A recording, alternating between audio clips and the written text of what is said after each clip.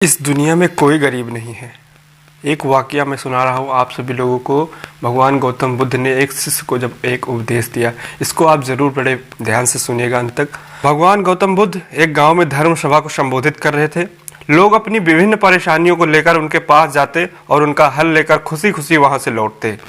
उसी गाँव के किनारे एक गरीब व्यक्ति बैठा रहता था तथा महात्मा बुद्ध के उपदेश शिविर में आने जाने वाले लोगों को बड़े ध्यान से देखता। उससे बड़े आश्चर्य होता कि लोग अंदर तो बड़े दुखी चेहरे को लेकर जाते हैं, लेकिन जब वापस आते हैं तो बड़े ही खुश और प्रसन्न दिखाई देते हैं।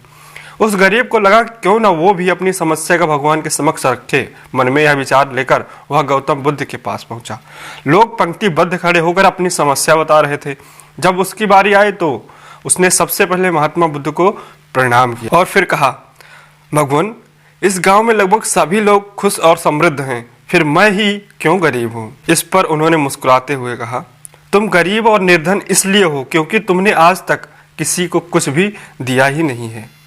इस पर वह गरीब व्यक्ति बड़ा ही आश्चर्यचकित हुआ और बोला, भगवान, मेरे पास भला दूसरों को देने के लिए क्या होगा। मेरा तो स्वयं का गुजारा बहुत ही मुश्किल से हो पाता है। लोगों से भीख मांगकर अपना पेट भरता हूँ।